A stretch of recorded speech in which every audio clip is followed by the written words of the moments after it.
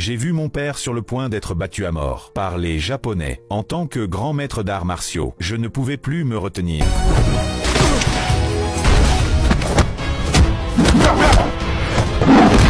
Quand j'ai mis à terre le combattant japonais, sans le moindre effort, mon père a enfin compris à quel point il s'était trompé. Il avait toujours pensé que j'étais moins forte que mes frères. C'est pourquoi il ne m'a jamais laissé combattre sur scène. Cette décision a coûté la vie à mon frère aux mains des Japonais, même quand je l'ai supplié de me laisser le venger. Mon père a menacé de se donner la mort pour m'en empêcher. Il n'a jamais su que j'étais né avec un don pour les arts martiaux. Non seulement j'avais maîtrisé d'innombrables techniques, mais j'avais aussi été formé par un maître légendaire. Même entouré d'autres grands maîtres, je pouvais facilement me défendre en quelques coups. J'étais capable de soulever des vagues hautes de 30 mètres. Mais un jour, mon maître m'a apporté une terrible nouvelle. Mon frère avait été tué. Alors j'ai quitté la montagne pour rentrer chez moi. À ce moment-là, notre école d'arts martiaux préparait ses funérailles. Il avait été battu à mort lors d'un combat contre les Japonais. Soudain, les Japonais sont revenus pour semer le trouble. Ils se moquaient de notre famille, prétendant que nous n'avions aucun vrai combattant. Ils nous ont remis une plaque, nous qualifiant d'hommes malades de l'Asie de l'Est. Cet acte a mis mon père dans une rage folle. Il a immédiatement défié les Japonais, mais il a été sévèrement battu. À peine capable de rester en vie, les Japonais sont devenus encore plus arrogants. Ils ont détruit l'enseigne centenaire de notre école et l'ont remplacée par cette plaque de la honte. Puis ils ont menacé de détruire toute l'école si nous ne fermions pas immédiatement. C'est à ce moment crucial que je suis arrivé. D'un seul coup de pied, j'ai envoyé valser l'arrogant combattant japonais. J'étais sur le point de l'estropier quand mon père m'a crié d'arrêter. Il m'a retenu et m'a supplié de ne pas agir sur un coup de tête. Je ne comprenais pas pourquoi il m'arrêtait, jusqu'à ce que je réalise qu'il avait déjà perdu un fils. Il ne pouvait pas supporter d'en perdre un autre. Mais j'étais déterminé à venger mon frère. Quoi qu'il arrive, je devais le tuer. Mon père a alors menacé de mettre fin à ses jours pour m'arrêter. Impuissante, j'ai dû promettre de ne rien faire. Mais le combattant japonais ne savait toujours pas s'arrêter. Il s'est avancé à nouveau en criant, prétendant que j'avais essayé de l'attaquer en traître. Mon père paniqué a tenté de régler ça avec de l'argent. Le japonais a exigé 2000 $.